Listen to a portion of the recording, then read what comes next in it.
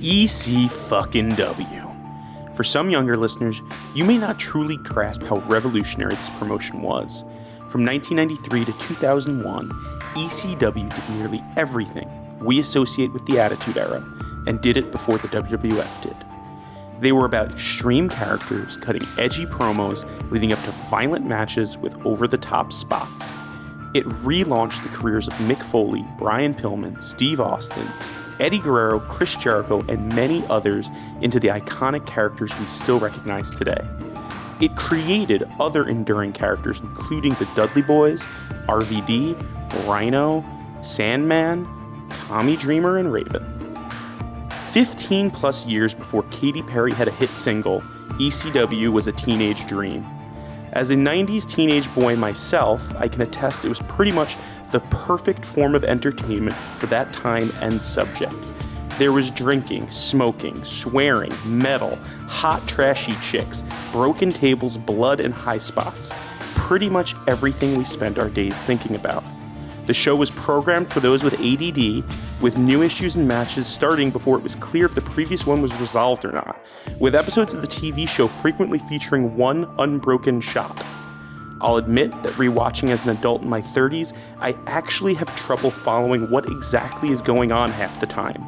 It was wonderful. It was a place where face and heel alignment were fluid and didn't always matter. Anyone could conceivably go over anyone else at any given night, and the fans legitimately cared because it wasn't an artifact of 50-50 booking, but because they were great characters that had organic issues with each other. There was good dramatic storytelling that gave things stakes beyond titles and win-loss records, as fans and creative cared about characters and not about brands. The most epic story of the early days of ECW featured the promotion's greatest feud between Tommy Dreamer and Raven. Dreamer was the manifestation of 90s wrestling fans. Like he was someone's goofy older brother that would try his hardest just to be part of the show. He was the heart of a scene and would do anything to entertain. On the other hand, Raven was the great villain of early ECW because he presented himself as a counterculture anti-conformist on the surface, while he actually acted like an abusive egomaniac surrounded by sycophants that he bullied mercilessly. They had a natural beef. In story, they were old childhood friends and rivals, there was jealousy over a girl, and featured a flock versus a loner. Now that's a wild oversimplification of a feud that simmered for over 2 years, but the fact that I can explain it that simply was part of the appeal. There was a meta-narrative for their final match which served as the climax of their rivalry, which was something that one didn't see much in 1997 wrestling. Throughout the 2-year feud, Tommy Dreamer was never able to beat his chief rival, and many knew that Tommy, the person, never wanted Tommy, the character, to be the world beater who'd win the big match at the top of the card. He wanted to be the lovable loser that could get so close to the big one but never grasp it.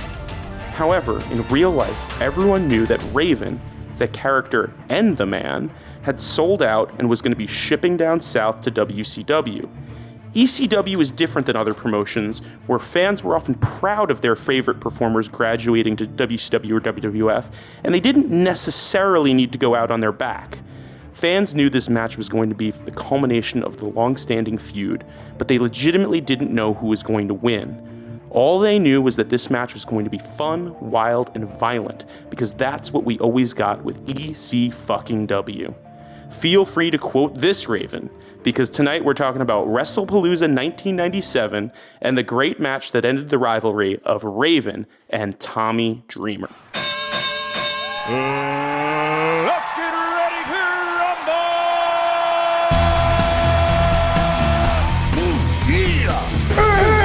Here goes our model!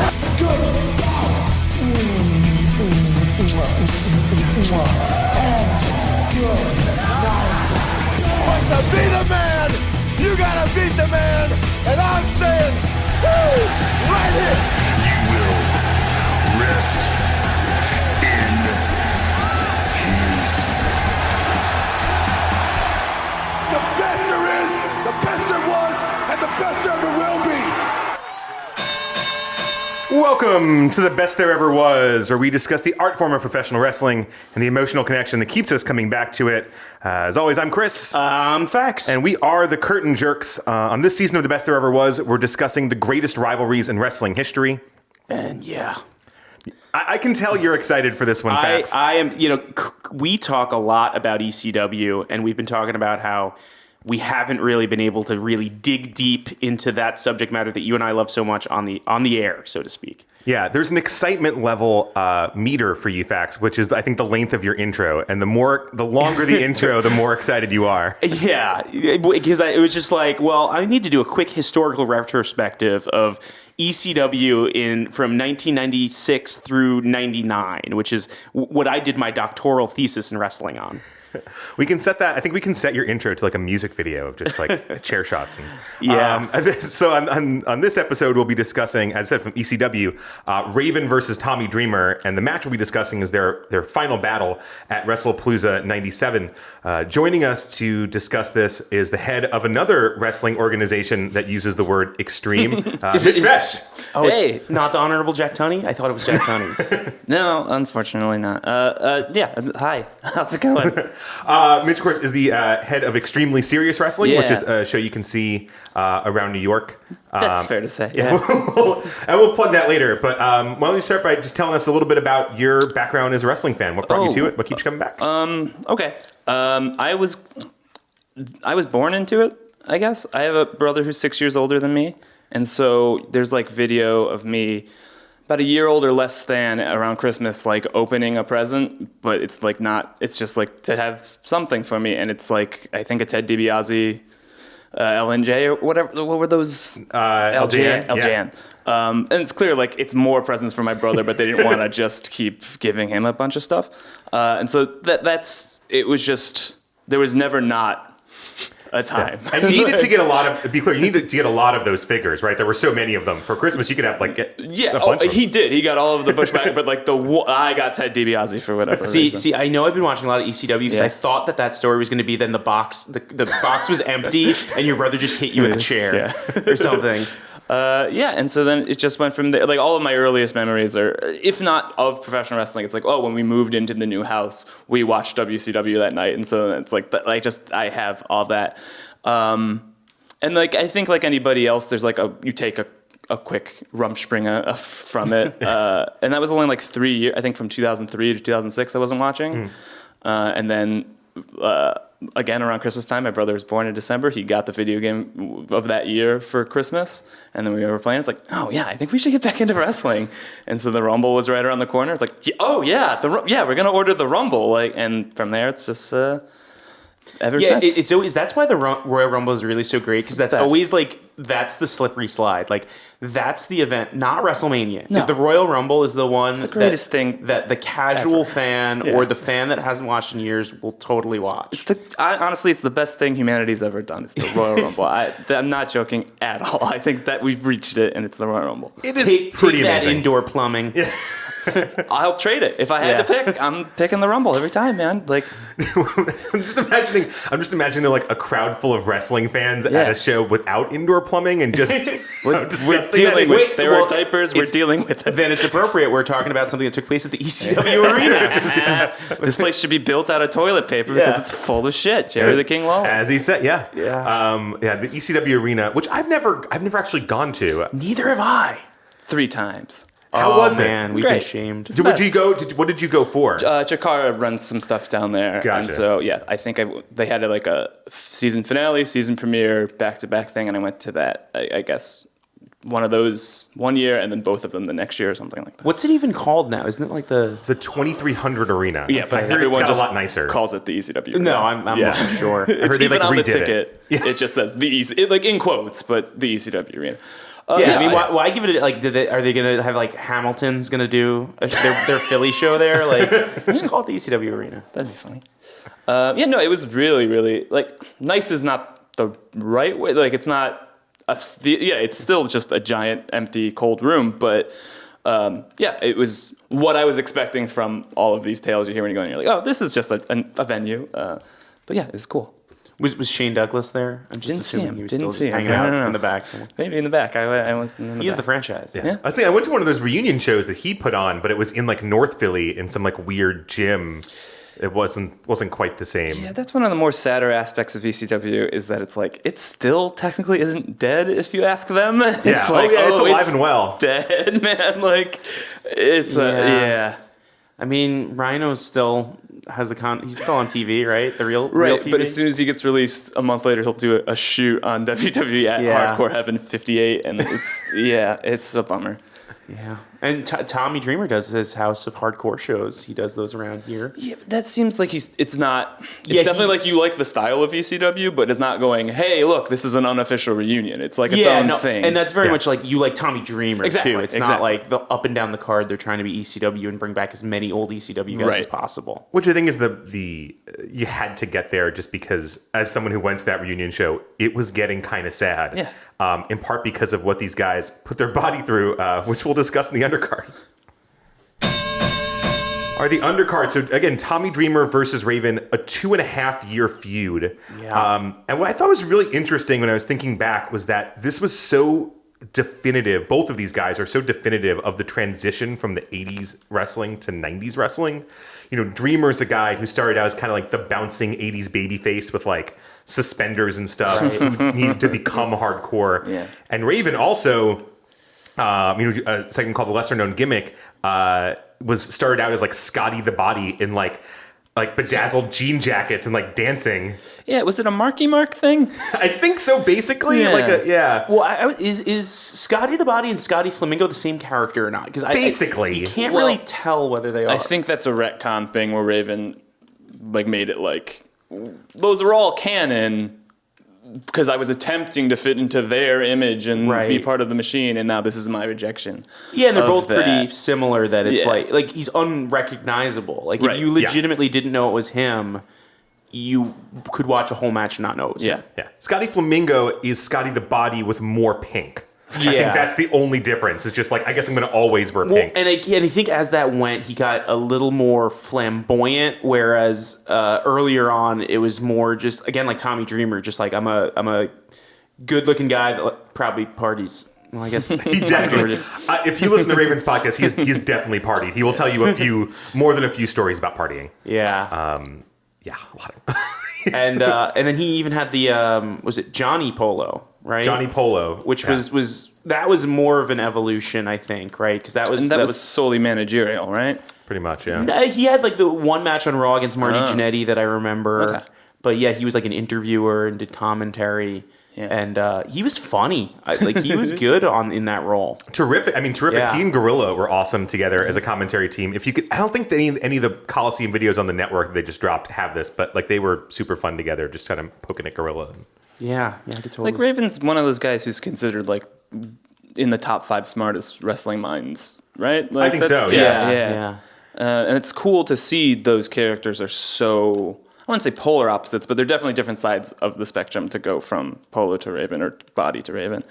And I've bought into Raven so much in my youth that I was like, I didn't believe that the performer would lower himself to be in that thing because I had bought into Raven so much. And then you listen to him on his podcast or other podcasts now, and it's almost like I don't see how he was ever Raven, right? Where you're just like, he just seems like, again, like somebody's goofy dad that like had a rough patch, and, but it was so long ago. It's funny now.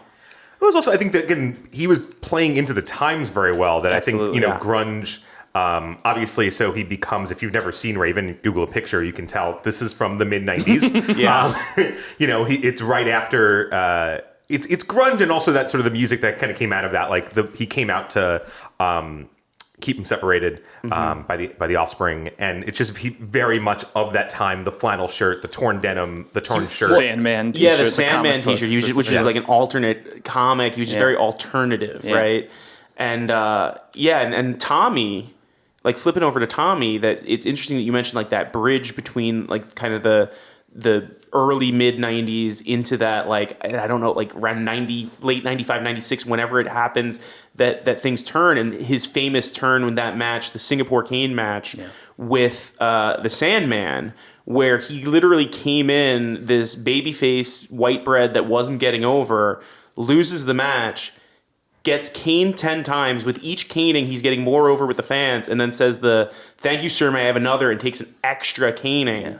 And the fans literally are chanting "Tommy, Tommy" that night. Like literally in the ring in the 20-minute period, he completely transformed. Yeah. It's so weird if you were to listen to your intro about ECW and then see the two pictures of the two guys we're talking about and say who is the good guy and who's the bad guy. I think you would naturally reverse that to be like, well, clearly Dreamer's the bad guy and this guy who looks like everybody in the audience is the good guy. But that's because and the definitely audience... in 97 you would have thought that. Yeah, but because the audience is so privy to all of this inside working as well as just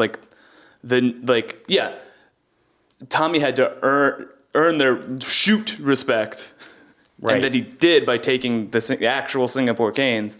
So they've managed to then work the audience by doing the shoot thing to get them to reverse what is obvious, to have this Kevin James looking dream guy come in and then he be the one representing us. So Tommy had to do two things to earn their respect. He had to take a bunch of caning and gain a lot of weight and start wearing a shirt. I think he let his body go a little bit and took the beating. And Raven and Dreamer have those famous White Castle eating contests that just Google it. It's a thing. It happened. It explains a lot. But it makes way more sense, though, with Raven, who was high on a lot of drugs. And, like, Dreamer's sober and he's eating White Castle. That's insane. I don't understand that. Yeah. But it's not that he's eating White Castle. I love White Castle, personally. Just the volume. On a regular basis, they were like, after shows, they would just routinely just eat a disgusting amount. What's a disgusting amount? Like, what's a number here? I don't remember. I should have done more research, but it was definitely well into the double digits. I want to say, 20, 30, wow. I think 20, White Castles are small. Like 20 seems somewhat reasonable for like someone who's just... No, not. But reasonable is not the right word. If you just like wrestled for physically a half hour, possible. Physically possible, yes. Definitely. Yeah. It seems, I don't know. There's stories, Randy Savage tells stories about like eating or Lex Luger tells stories about Randy Savage eating like 5 Arby's sandwiches without the bread. He just would throw the meat in his mouth. Absolutely. Okay, if your standards are based on eating feats, yes, it's not. But like for a normal anything, 20 is too many weight counts. But I don't think Tommy Dreamer's a normal anything. Yeah. No, because Dreamer, because you think about, again, Raven obviously dishes out and bleeds a lot in these matches, but Dreamer's the one who takes exceptional beatings. He takes, even in the first matches these two guys have, like DDTs on the floor. As the rivalry escalated, it turns into the thing with Brian Lee, where Brian Lee is choke slamming him through many tables, just out of all sorts of things, just out of balconies. Well, that's the other thing. It's the same thing for May I Have Another thing, where it's like Tommy has made it so there's no difference between the character and the performer. Where it's like, I'm doing this to get over with you people, is the character as well as the performer. Right. And that earns a genuine respect.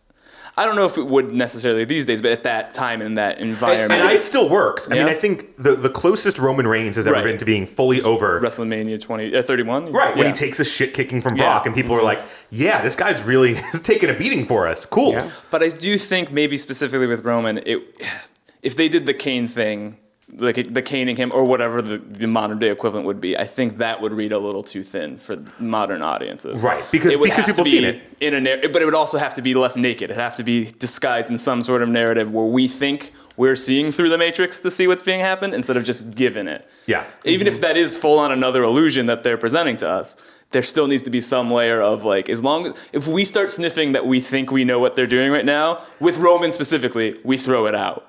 Yeah. As opposed to here where they were just like, but it's a perfect crossroads of like, oh, they're genuinely pioneering something and doing something no one's ever seen before.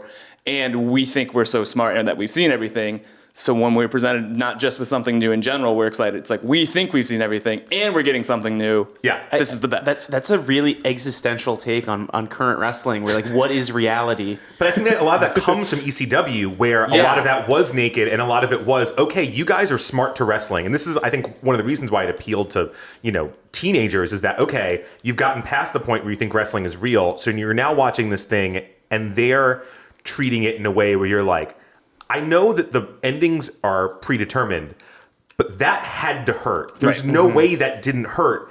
he got hit in the face with a chair. I didn't see his hands go up. That's insane, right? Like a DDT on the floor is going to hurt. When you take a bump on a ladder, there's no breaking that fall in an easy way.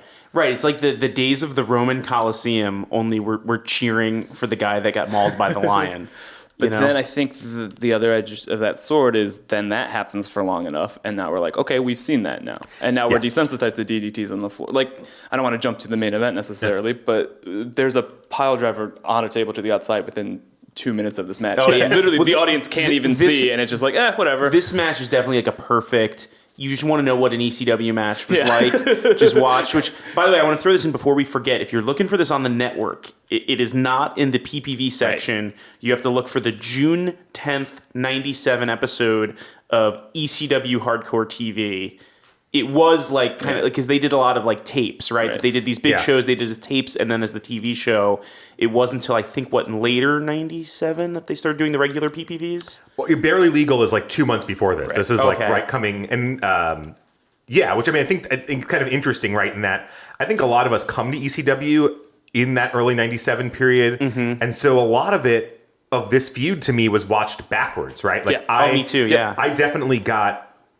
For Christmas that year, '97, talking about Christmas presents, I got the Best of Raven tape from RF Video, which, by the way, an awesome moment in my life was when I was like, okay, Mom, Dad, I want this for Christmas, and here's how you order it, because you kind of have to explain it. You have to meet a guy around the corner, and then you have to... Well, no, that's the thing. So it shows up, and my parents are like, did you get us to order you porn? Because it comes in like an unmarked package. There's no... Apparently, it was like Christmas Rush, so there's not even like the white label on it. It's just a blank tape. But depending what Kimona Wanalea was doing on the show, it kind of was a porno, too. So they were kind of actually right. But that tape covers the whole thing where it's like Raven comes in and, he's got, Stevie Richards brings him in, the whole Beulah thing.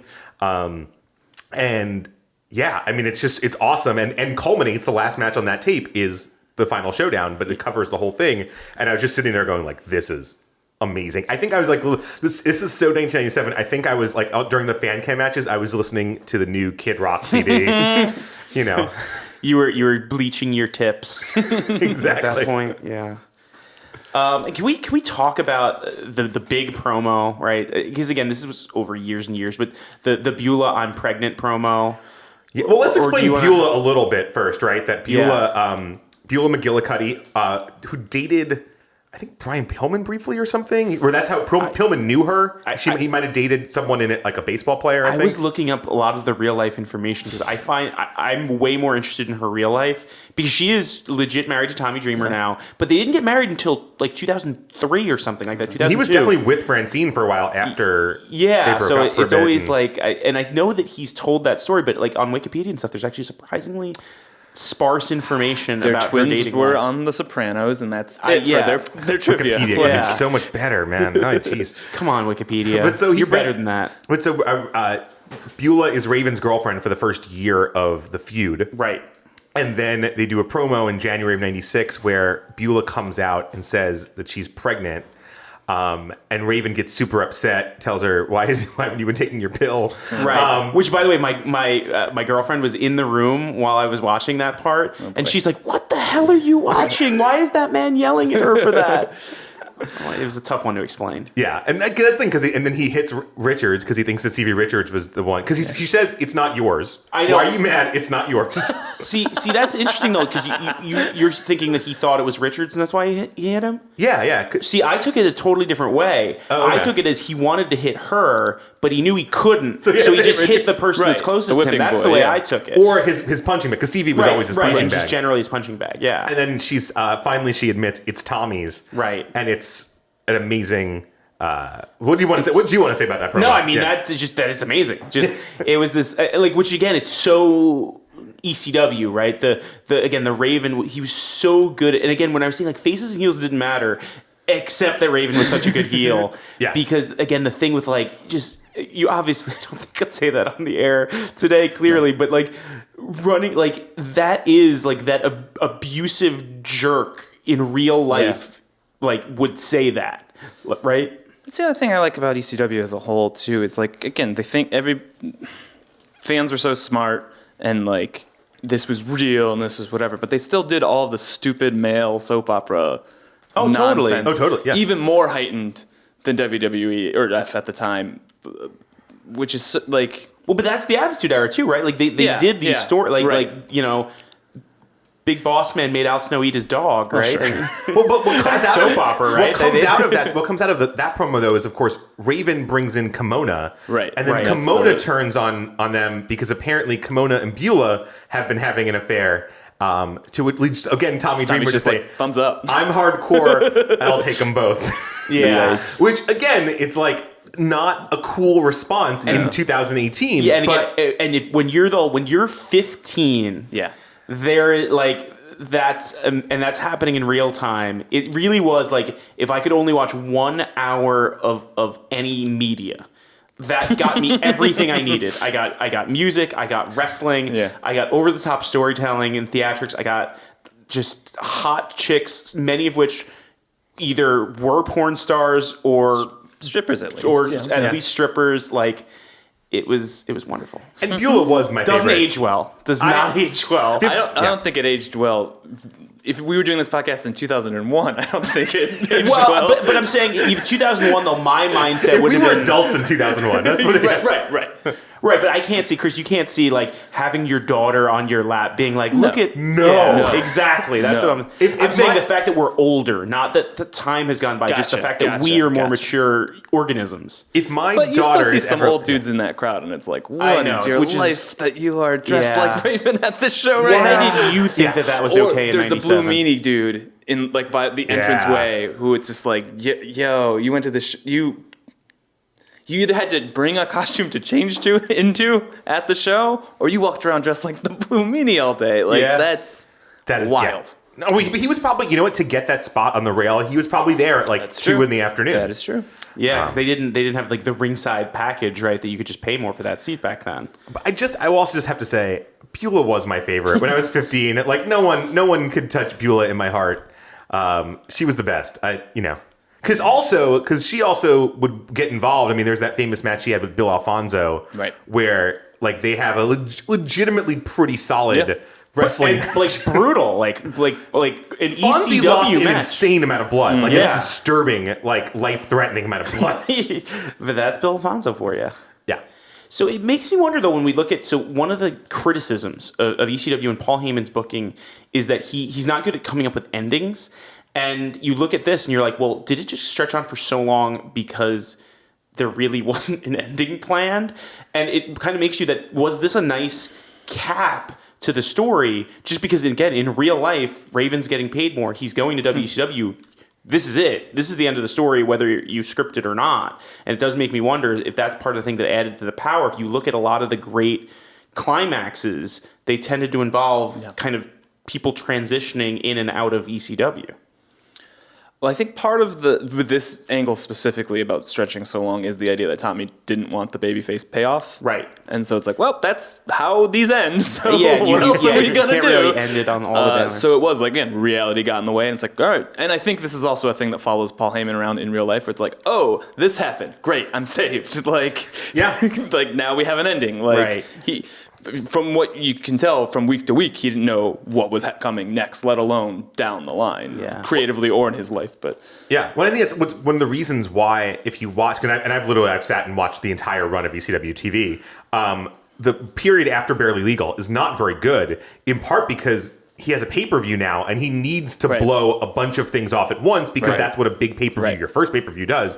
And so after that, they're just like, so Terry Funk's the champion, but he's old, and Raven has no one anymore. Right. I don't. There's nothing for like 2 months up until this. But I do stretch. think, and they do get better at that, right? As time goes on, where he's just like, we'll give them the big matches, but it doesn't necessarily need to be story closers. It can still kind of be that ECW, everything's fluid, anything can happen, that it's never clear when matches start and end, and and things like that. also, speaking as somebody who doesn't know when my next show is, I think that is part of it. It's like I want to give you not everything right now, but it's like I can't be precious with all of my stuff because I don't know if I'm going to be able to finish my vision.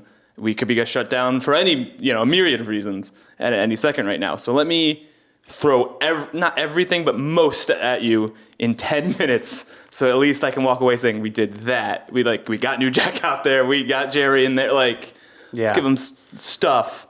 And then we'll just worry about tomorrow if there's a tomorrow. I think that's a mentality. And I think that this show, like even in the hardcore TV presentation of it, is so good at that there's no way you can watch the beginning of this episode, the exact episode I'm talking about, June 10th, 1997, and not watch the whole thing. Right. Because it makes me so mad that WWE missed the mark when they brought back the ECW brand, because I long for that type of production. It just starts. It's Joey Styles in a ring. All the fans are chanting ECW, ECW. Then they cut to the Eliminators doing this awesome promo. Saturn is incredible on the mic during this promo while the fans are still chanting ECW, and then they just jump right into it. The camera angles are different. It's gritty, and it just feels like this beautiful fusion of that old school style, like Saturday Night's Main Event style of give him a few teaser promos at the beginning and then jump into the first match, but done in this really intense, kind of gritty, mature, I don't know is the right word, but like a teenage dream way. Teenage version of mature. That's part of it, right? The teenage perception of mature. Yeah. Or Paul Heyman's vision of mature, maybe. Maybe. Yeah. Yeah.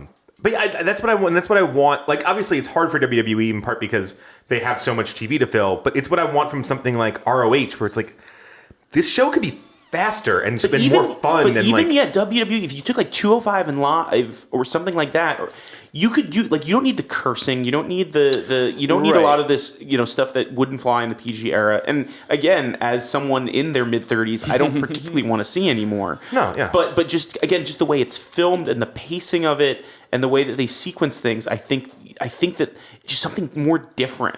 What I was saying earlier about the sad death rattles of ECW right now is less about, yes, they're old guys risking their lives and stuff, but what for me is that they're clinging to the notion what made ECW great was solely violence, sex, drugs, all that stuff. When it's no, that stuff was good because it was new and different and presented as such.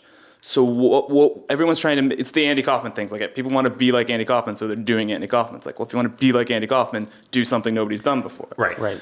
And the thing about trying to replicate ECW right now specifically is it's like coming out in those garbage shorts. It's not you're not standing out. And not for nothing, in the Attitude Era, you've got guys like Austin and Mankind and the Hardy Boys and Edge and Christian that are doing these spots better and bigger, and in better matches that are better produced, and they're kind of doing from a wrestling standpoint, a better version of ECW. Again, it's very different. It's not quite the same thing, but from strictly I want to see a guy go through a bunch of tables perspective. But part of what comes out of that, though, I think, is also that when we're talking about these stories, it's this violence between Tommy Dreamer and Raven comes out of a story that's so engaging, where you understand the hatred and understand why the match is elevating to this level because there's a reason. Right. Mm-hmm. They're pushing themselves. I do think there's a misconception with ECW that everything is blood and guts, and it's no, it's a lot. But you still had Lance Storm down there. You still they're still just wrestling. I think eventually there's a tipping point where it's all right, let's throw everything at him. But no, it was not perfectly, but he was aware of the idea of escalation, whereas I think all of the copycats and everybody who learned the wrong lessons from ECW don't have that. Well, part of it, I think ECW itself... Beyond WWE, of course, but but I think ECW itself later starts to have that problem, right? That it's New Jack jumps out of a balcony because New Jack jumps out of a balcony, not because, we're in this big thing and he needs to do something so extreme. Right. In part, because it's hard to go backwards with the violence once you've seen something. It's really, I think it's something WWE struggled with for a long time, is that because they took it to such a level in the Attitude Era and sort of the immediate aftermath of that, it got really hard for them to sort of keep elevating that. Well, and again, it gets back to, it was about the story and the characters that, look at Raven's two big feuds, right? So he has this one with Dreamer, which is literally about they knew each other at summer camp. They both liked Beulah, or didn't when she was the fat girl at camp. Yeah. Tommy did. She liked Tommy. Tommy refused her. Again, this isn't a baby face. Sorry. That's a great thing, right? It's Tommy's kind of a dick in the story. Yeah. Well, but they're real people, right? And that again, the face heel, even when it's there, it is in this feud, and always was in any Raven feud. Yeah. It's this incredible thing, and then Tommy impregnates her, and this is again very soap opera. And then you look at his other great feud; they both had great feuds before this with Sandman, and Raven gets Sandman's family to back him and say you're a loser, alcoholic, awful human, and like his son is kissing Raven and stuff. Like that's just like that motherfucker's gotta die, right? Like it's not just it's February, so we need to have an Extreme Rules match now. Right.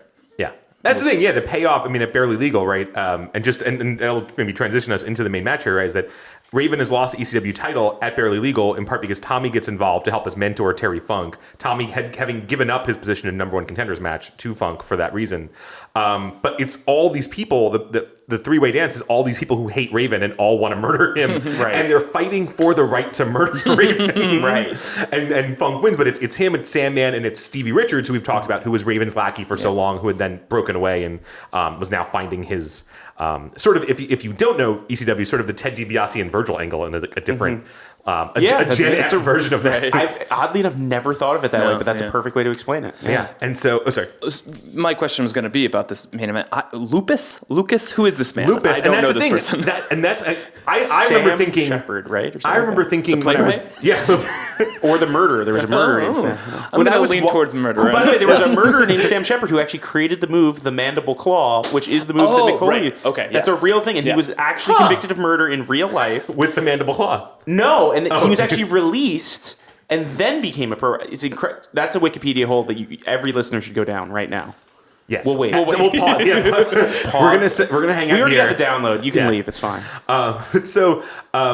Remember when I was watching the whole run of TV, I was thinking, I never went. In fact, must explain Lupus somewhere and Chastity, and there's really nothing. He just sort of appears, and it's like, picking his Raven's nose got the some whole other guy, time, and he picks his nose, and he's just weird. Well, I like the chastity because it's just like Raven just always has a new girl around. Right. Because he's, again, it's like, because that weird, like, seems like he's this edgy alternative guy, but he's just an abusive boyfriend jerk, is exactly the type of guy that can always find a new hot girl like that. And totally codependent. And that's definitely what you think when you're 15, especially. And this is no credit to ECW because it is, again, a retcon, but in WCW, years later, we find out it is all an act. He is a spoiled rich kid. Right. Mm-hmm. So that does track. It may ruin something for somebody, but if you, it's like, no, if you went back to watch, that makes sense. I think that undercurrent of that he was a total poser is always there. Yeah. It's beneath the surface. They never say it, but I think it's clearly... I guess the idea that he brainwashes people to begin with. Right, exactly. Yeah. And he's focused on, he's always talking about his childhood and the idea that, like, the pain that he has, maybe it's real, but also kind of everyone has it, right? Right. And that, like, that's kind of an absurd thing. They kind of get that the WCW retcon is that he's actually super rich, right? Which I don't know if that's always there in the character, but certainly the idea that his pain is not. Yeah. And what summer camp did they meet at if Tommy Dreamer and this kid can go to the same place? True, right? Exactly. He went to summer camp. It couldn't have been that bad. He went to summer camp. And it all kind of comes to a head in this match, which ends Raven's first run in ECW. We'll talk about in the main event.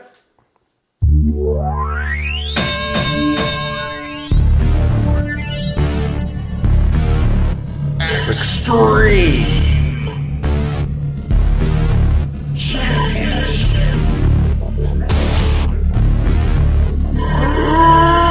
Wrestling. Oh, this brings back some memories of last night when I watched a bunch of ECW.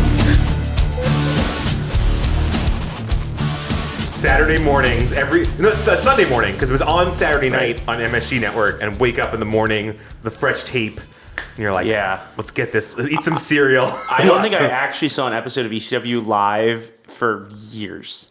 No, not until TNN probably, because I was... Oh, no, I definitely, towards the later run, I definitely would stay up late to watch it. I'm sure I stayed up once or twice and I caught it, but like most of the time I was watching it next morning. Me and my brother were dumb and just like didn't grasp the concept that it had a time and like we just wouldn't remember. So there'd be several nights we're just flipping around trying to find it. The same thing happened with Shotgun Saturday Night, where it's like, oh, this happened, and then so that next Saturday it's like, well, maybe it'll be on again, and we just kept flipping through it. We could never find it. So I only watched ECW in like tapes years after nothing chronological, but yeah. It still had that, like the pornography analog still holds up. It's just like, we gotta go find the scatter. You just go into the woods, found a box of ECW tapes. Exactly. So this is their final match. Raven has signed a contract with WCW at this point, and in fact, talked about in the intro, there's this question here of like, will Tommy win because Tommy definitely doesn't want to win. Definitely doesn't want to And Dreamer in real life pitch, he's like, I still don't think I should win. Is there a way I can still not win? Is there a way? And they're like, no, you kind of have to. It's been 2.5 years. If you look at like the retrospectives, he's still a little mad that he wasn't allowed to lose. And Raven too, like, 'cause even Raven had a thing on one of the ECW docs on the network where he's like, both of us were totally against that finish. And I'm like, well, yeah, of course you were against you losing. It's more the other guy we care about. But I think part of what fun is that we'll talk about how they get to the end. They do find a way for Tommy to lose in winning. Yes. That's kind of always the Tommy Dreamer thing. Even when he wins, he loses. There's always a way to lose and go into a deeper hole. Except for in a White Castle eating contest. That's real. But yeah, so they start the match, and it starts. I like that it kind of starts fast. That like Raven. First of all, It's very ECW. Yeah, the start is very ECW, and more so that there's a "you sold out" chant just to start. Just be like, you're abandoning us. Why are you taking money to wrestle? Right. The biggest heel thing you can do in ECW is want your career to continue. Like, be paid real money, right? You're actually, what do you want, a 401k? You want to be able to feed your family? Yeah, exactly. I mean, to be fair, in Raven's case, it was just to get more drugs. It's not, he's not trying to feed his family. Right. He's just, the drug budget just goes up. It gets bigger. But yeah, they have that fight, and Raven sort of... Before that fight, my man Lupus shows back up. And goes, hey, Raven, why are you doing this? Go, just leave. I'll take him on. It's fine. Yeah. Like, which is, I love it in wrestling when they can do things where it's like a person who doesn't watch wrestling is in the room and is asking these questions, and we all kind of like, we don't think about that. I like it when wrestling addresses that. So it's like, even though they still do it, they're like, all right, we'll have him say that, and then Tommy will stop him from leaving, and then we'll have a match. And also, this being ECW in the 90s, it's entirely possible, even though the advertised match is Tommy Dreamer versus Raven, that match could easily end with, like, Devon Dudley pinning RVD. Right? Just two people totally unrelated. It kind of does. And it kind of actually does end in some 5-star frog splashes. I think it might still be going on right now, actually.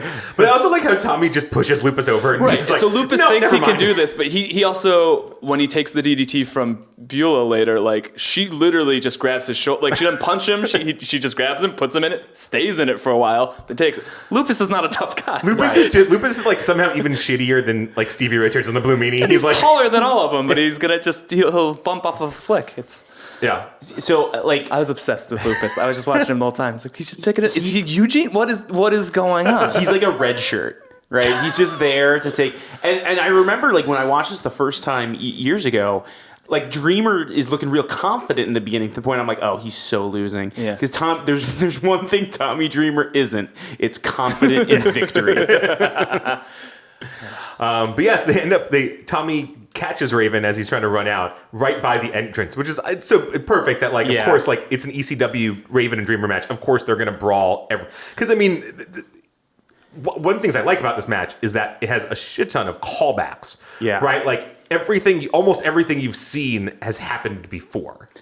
Yeah, and it's also just there's callbacks to things, and the other thing too is it's just such an immersive experience too that like watching at home you're like, oh man, I wish I was there. Like they all got digital marketers out there. You should pitch a 1997 ECW VR game, right? That's what you guys need to do. That's an immersive, interactive experience. I almost feel the opposite, where I'm like, I'm thankfully watching it here instead of there, not just because of the wild violence, but like very early on, there's you can't see shit chant because they're in a backstage area that no one can see, and Tommy falls off a fucking thing onto the concrete for no one to see. And then everybody, like when they finally get into the ring, which is about 75% into the match, there's a huge pop just from them entering the ring because now we can finally watch the match. Well, I think in part of it is they start this feud in 95 when ECW is doing pretty well, but like it's not like oversold and jam-packed. No, so you can do that brawl around the arena and people can see parts of it. It's particularly like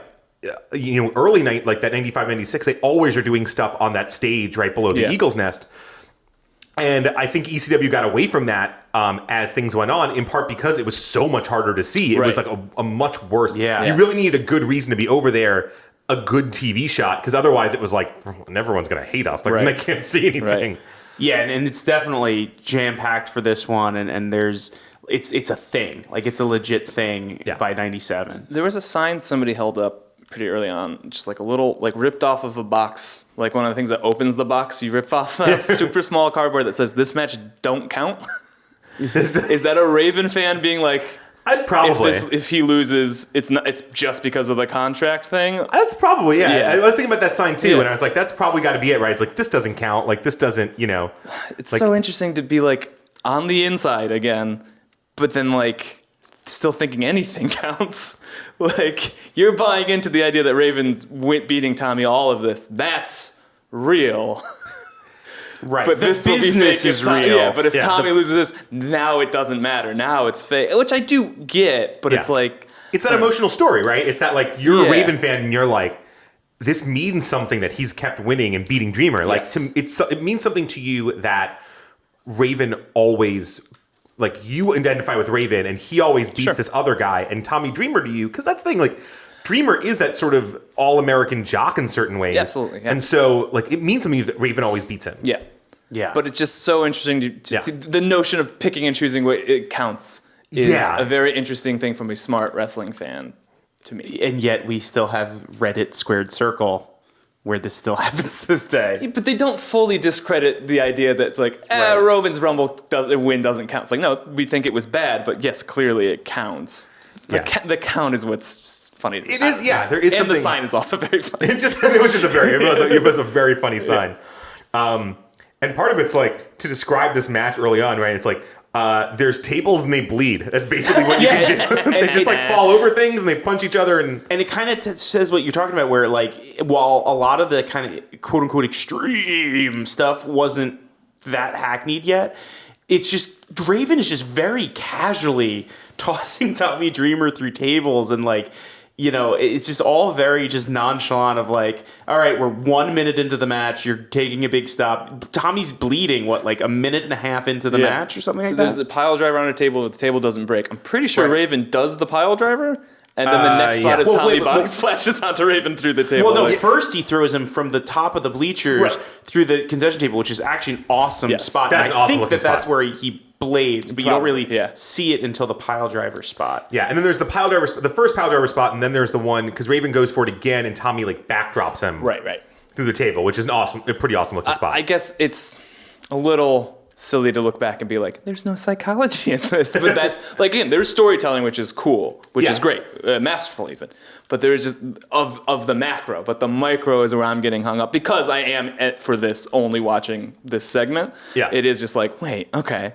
So that guy brought in a sign that has a stop sign behind it. Everyone's going to take all of the next 8 moves onto the sign and still kick out at 2. It's like, we could save that and make that matter a little more. But okay, cool. Yeah, no. Well, and part of what ECW is those little details, like the weird things where like they throw him into the guardrail, and I'm noticing that some dude's jacket just flies away, and I'm just thinking like, man, that dude, did he like reach over? How did he get his jacket back? But like, it's so immersive in the crowd that all these things you start thinking about and like processing. And also, that one of the things I just absolutely love is you have Shane Douglas and Francine. You have the franchise, and they're just watching. They're just watching and, like, from up there and heckling Tommy Dreamer. And like, that's why I love Shane Douglas. And it's like they're not even. I don't think they're even setting up a program with them. It's just. Well, they Shane. had one, to be fair. Like he had, but I mean, excuse me for my ignorance. Who was on commentary besides Joey? Rick Rude, ravishing Rick Rude. Yeah. Okay, wow. Yeah, all right. when He was great. ECW, because he was like, see how far apart they're sitting when we're talking about Francine, and it was like, all right, they're continuing something. I don't know what. That ends up paying off, right? Like, That's Rick Rude's great in that. Like God rest his soul, but man, I think if we could have had Joey Styles and Rick Rude long term on ECW, they would have been great together. Yeah, oh man, they would have made sweet audio babies. But yes, they do finally get to the ring when they're both already covered in blood. 8 minutes into an 11-minute match. Yeah. They do. I thought this was super fun. Is that like they just sort of set up a chair and it's unclear, but just they do the Midnight Express rocket launcher just put onto the chair, and Tommy's torso just eats the chair. And I thought for sure there'd be a flip bump off of that. It's like, nope, just a frog splash he just onto the chair. He just devastates that chair. And not to be an ECW fan about this, but those chairs were plastic, right? They look pretty plastic. And so when he does the drop hold on to, I'm like, screw that. So it's like, but they knew that. And they're like, oh, don't worry, Fesh. Because even like anything off the top rope onto a battery would be the worst thing in the world. So like, yeah, plastic chair, that's fine by me. And Approved. then right after that, you see something that was also kind of ECW, where sometimes they'd have people involved in things that weren't the most trained. Because you have a segment where then Raven does a couple more things. Chastity and Beulah come in the ring. Yeah. No, but they politely wait for Raven to get the pinfall and Tommy to kick off. They're both just standing there, and Beulah's just gonna let Raven win apparently in kayfabe. And then Tommy kicked out, so now we'll have the cat fight. I had cannoned that to be like, well, if she breaks up, he's gonna kill her, and she knows that. Like he would just hit her with the even flow DDT, and that would be that. I wasn't consciously sitting there thinking that, but that was just my immediate. I was more just like, she kind of missed her spot there. There was a lot of violence against women in ECW though, so that I think that's a reasonable. I mean, famously, Tommy gives Beulah a pile driver, and it's this giant baby. Like it's somehow that's the moment where everyone's like, "We accept Tommy Dreamer now." Right. He gave a pile driver to a woman. So once again, listeners, this was very much an artifact of the time. We do not condone. We in no way any of these condone things. this. And I think somewhere you can find each of us individually saying it was the best at some point in this podcast. But Well, that's the thing. Well, the overall thing. But again, that's also why we don't want like a 15-year-old running the country or something like that, or in any position of power or influence. Because 15-year-olds are fucking idiots. But this is the best thing for a 15-year-old possible. Yeah, or at least in 1997. I feel like, even now it would be different a little bit. What would a fidget spinning kid think about this? You know, I do still think the pretty girls would help. Sure.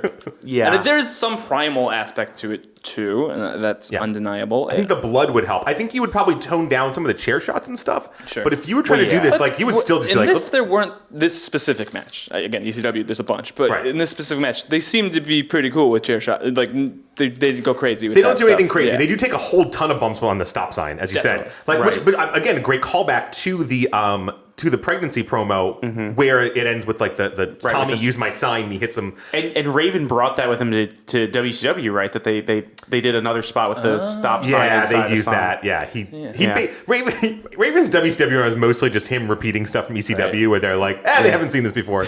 These dumb Southern rubes. They were right though, because again, I didn't watch a lot of the Raven stuff the first time around, and I remember watching it in WCW and being like, it's actually pretty good. And then it wasn't until later I was like, ECW did it better. Just the genius of sitting in the corner. Just sitting in the corner. Yeah. That's like that simple of a thing. It's like, oh my God, that's. And that, because I was also, Raven was a WCW guy as far as I was concerned until I went back to find all that stuff. And so in Revenge, when you could go over to the corner and hit the analog stick and sit down, it was the coolest thing in the world to me.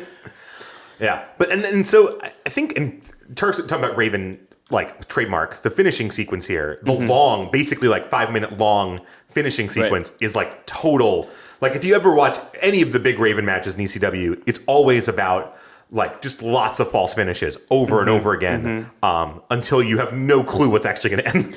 Well, and even here, the crowd isn't really buying any of the first spots, or like the first kind of pinfalls. Like the fans are just not remotely thinking that's possible. But after the stop sign gets introduced, you can see the fans are really beginning to think, oh shit, Raven might win. Like this might actually, Tommy might have won that argument with Paul in the back and like might actually win. Yeah. And they start getting really loud. And even the Tommy twice, I'm sorry listeners, I didn't invent EC-fucking-W. That was Tommy's like catchphrase. And he says it the first time and it kind of doesn't really get much of a reaction. And then he does it again at the very end of the match. I think directly before the finish. Was it a pile driver? DDT in the finish. There's a pile driver before. Yeah, I think the pile driver was the first time. Driver. Yeah. And it gets like a legit huge babyface reaction the second time.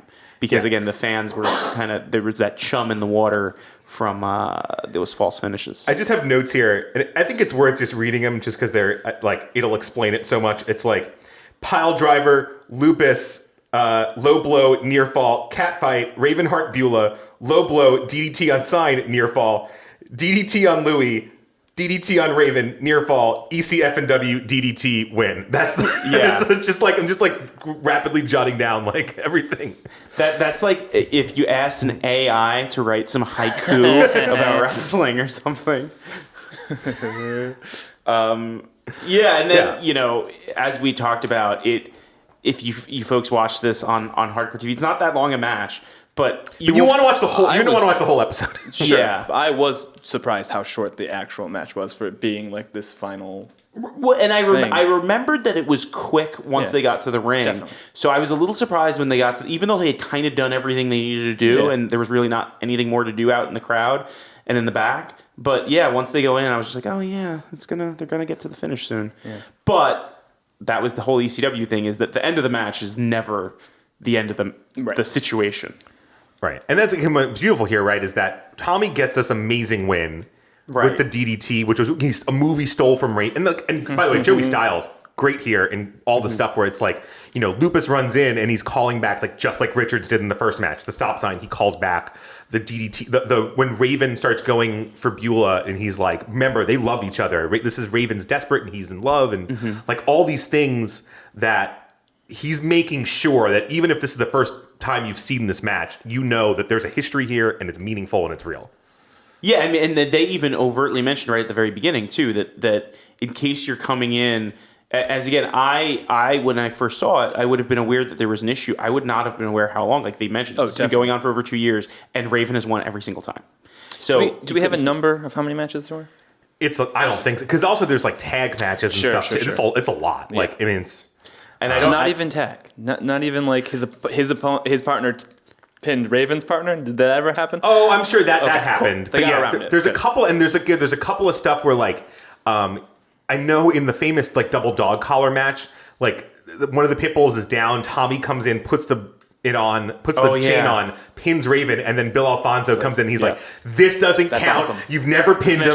This match don't count." Yeah, and he had that sign. He made that sign. It's Fonzie, which is also Fonzie is such an amazing heel character when he does that. He's like, so good. That's the other match so that you have to see the history for. Like the double dog collar match is incredible, but it only works if you know all the parts of it. I mean, just really, if you're listening to this, you should just watch the entire run of ECW. Definitely. Just take a couple weeks off work and just start when in that Tommy Sandman episode, because it's that episode, and then the next episode is Shane throwing down the belt. Just start there and just go. I was just going back to needing to know everything thing. Yeah. Obviously, it's going to help, but I am of the mind that being confused is a part of not just professional wrestling, but storytelling in general. Because you don't start everything with every character's birth. Everything starts in the middle to begin with, and especially with like the kind of person who likes wrestling is also likely the kind of person who likes comic books and likes whatever. So it's a challenge for us to be like, all right, what was that about? Let me go to my library and figure out every aspect of this story. And really, after this and during this, you really have the murderer's row of like the ECW originals, right? Yeah. Not the guys that were just going through, but you had RVD, you had Sabu, you have Taz, you have. Well, that's worth hitting too, though. So Tommy wins this big thing, and it's his crowning moment. Right. Lights go out. RVD comes out, starts beating the shit out of him. In a Monday Night Raw Sabu t-shirt. comes out in a Monday Night Raw. Yeah. Sabu comes out, and then of course Jerry Lawler, who had been like insulting ECW, appears in the ECW arena. I had no idea those were within the same. Like I knew both of those moments, but I had no idea they were in the same 5 minutes with Ryan Jamer winning, and then Jerry Lawler. Like that's crazy. And it's this crazy beatdown, which leads into Taz having a rematch with, because Taz is finally the one who saves Tommy, mostly because he just wants to kill Sabu. He's like, I don't care about you, Tommy. I just want to murder Sabu, and Sabu is here, so that works. Right. And which leads into that match turning into Taz wrestling Shane, because Shane has been there. Shane is in his gear, yeah. Chekhov's Shane Douglas, sitting up there the entire time, like is needed to pay off this angle. It's one of the greatest hours of wrestling television ever. Well, and I do remember though, at one point, it does like kind of loses a little bit of its punch until they finally get to where they're going. I remember my girlfriend just starts vacuuming. She's like, "Oh, should I stop?" I'm like, "No, I'm good. It's fine. We'll get where we're going." Like you can kind of zone out. I hit a little 15 seconds ahead. Every now and again. You can grab a beer at some point, but the whole episode is really good. Yeah. It's just that it does somewhat, and again, this is maybe the how do you end it, and that was the Paul Heyman way. Well, you just don't end it. Just have it keep going from one thing to the next, and it gets to be a little bit much with the lights went out again.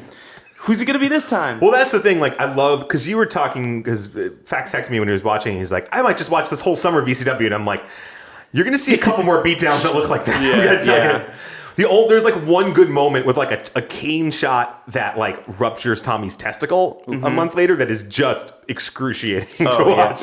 But they ran that like every episode of TV until the blow off. They're just every episode. They're just like, by the way, here's Tommy's testicle getting ruptured with a cane shot. And one of the things that really crystallized too, like what this audience was, you had Taz cutting the promo at Shane Douglas and him responding. But while Taz I think is in the ring and Shane Douglas is still in the back, I think, or I don't remember where Shane Douglas physically is, but he's not in the ring. And there's just so much unnecessary profanity that is just like, I know 15-year-old me is like watching it with one eye on the door, hoping my mom doesn't come home early from the grocery store. Again, using the porn analogy even further. I probably would, oh no, I'm just watching wrestling, Mom. It's okay. It's fine. She thinks I'm watching Honky Tonk Man against Greg Valentine or something.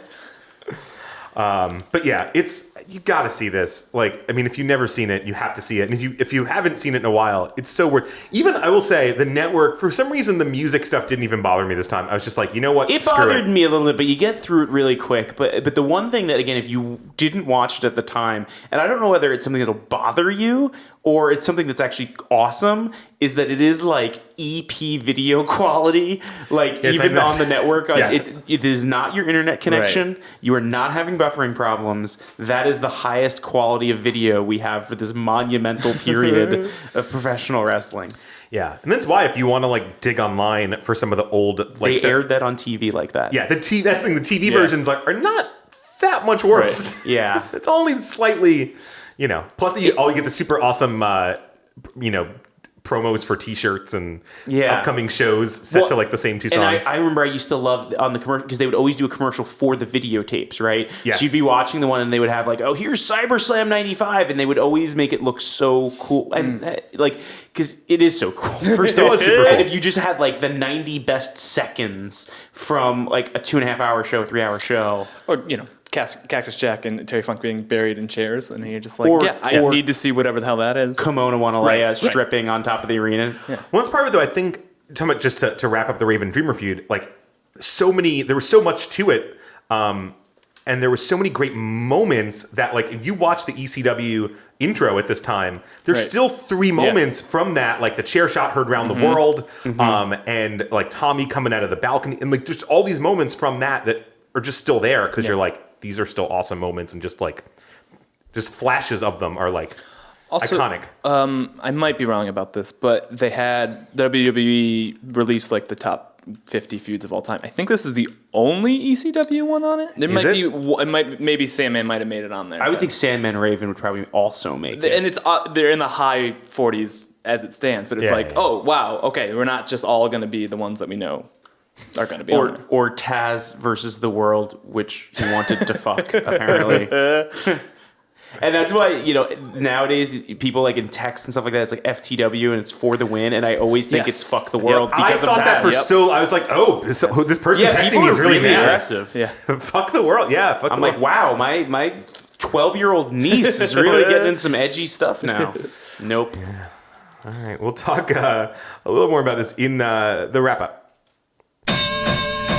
So this is obviously the culmination of that feud. We'll talk a little bit about the Raven ends up coming back from WCW, and there's an awesome moment where Tommy is...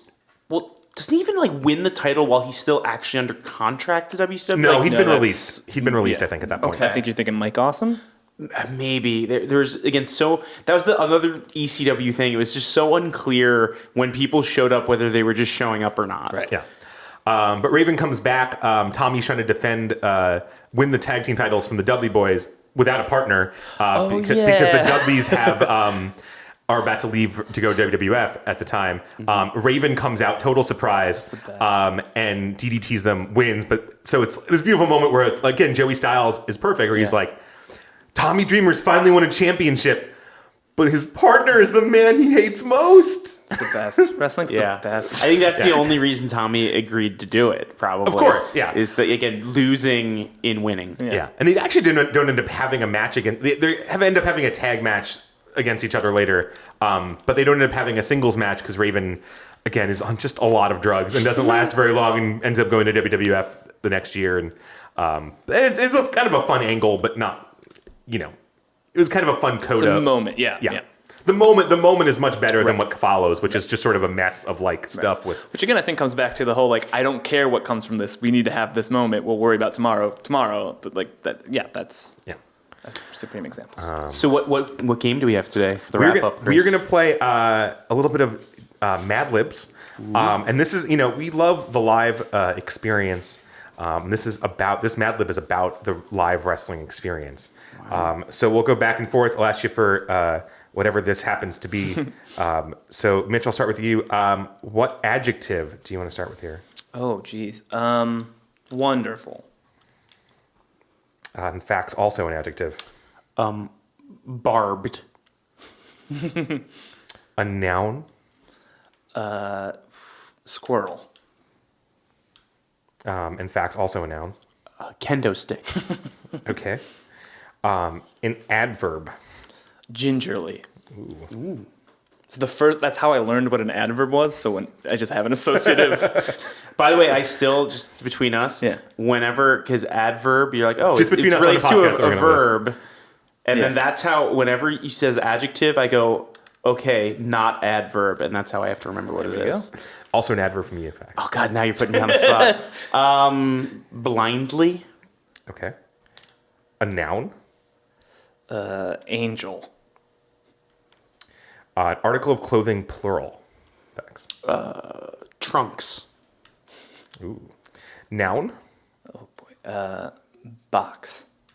And also facts, noun. A lot of nouns in this one. Claw. Okay. Another noun. Rope. Article of clothing, facts. Can I say Sandman t-shirt? Yes. They'll allow it? I will. Part of the body. Elbow. And a plural noun. Wounds. Wounds. I kept saying in my head, bloods. What's bloods? Multiple blood? What is that? I guess, plural noun. Blood is still plural noun. Yeah, blood is kind of... Blood droplets. Last weekend, I went to see the WWE Wonderful Rumble live. It's true what they say. The live experience is much more barbed than watching it on paper squirrel. Every time a kendo stick entered the arena, the theme music played so gingerly and the lights flashed so blindly, that's true, there we go. That it made me want to jump out of my angel. During breaks, we saw a cannon shoot Trunks into the audience. That'd be kind of fun, actually. I would keep those. Watched a best box contest. That's an ECW thing. Yeah. And saw the claw cam focus on couples in the audience, who then had to pucker up and give each other a rope.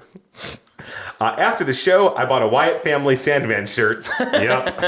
And a Triple H Bobble Elbow doll. I had so much fun that I'm seriously thinking about buying all the wounds for next year. By the way, is there any doubt that if Vince didn't hire Paul Heyman to have like a long-running creative and on-air role in WWE, that he would be at some strip club in Philadelphia hosting nightly best box contests? Oh, Yes. Yes, absolutely. As Paul E. Dangerously with the old Gordon Gekko phone? There's no doubt at all. No doubt at all. So He might Mitch, actually still do it, even though he has one. plug Extremely Serious Wrestling. Where can people find this? Okay. Well, And what is it for people who don't know what it is? So it is either a sketch show disguised as a wrestling show or a wrestling show disguised as a sketch show. I have not decided which one it is yet. But basically, it's everything about a wrestling show that we like, minus the wrestling capability. Sure, yeah. They're still wrestling, but the capability is gone. Everything else is heightened. We got ridiculous characters. So you just do all like chair shots and going through tables? Well, I wouldn't say exclusively, but they're there. But yeah, it's a lot of ridiculous characters. I'll try to think of some. That table looked gimmicked, though, I will tell you. Yeah. Our good friend Jen Bloodworth is part of a Yes. team who they wrestle as two nuns called Bad Habits. Wow. They're like chill nuns. Like they're very cool. They're very they're sex positive. They're very forgiving. They're great. They're our tag team champions. They won those at the last show. That's the spirit of the show. One of our up and coming baby faces is Crackers the Luchador Parrot. He is a living, breathing, 5'10" parrot. It's And who do you play on this show? I play Dr. Felix Confnut, PhD. He is the psychotherapist. He beat Crackers the Luchador Parrot to become the inaugural XSW World Champion. Cough nut for the win. Yeah. I will say my favorite one from the last show was a man versus computer. With actually those were two trained workers. Yeah, I can't go into too much detail about that. But they are okay. But yes, but they're somewhat trained. But basically, it was that the computer.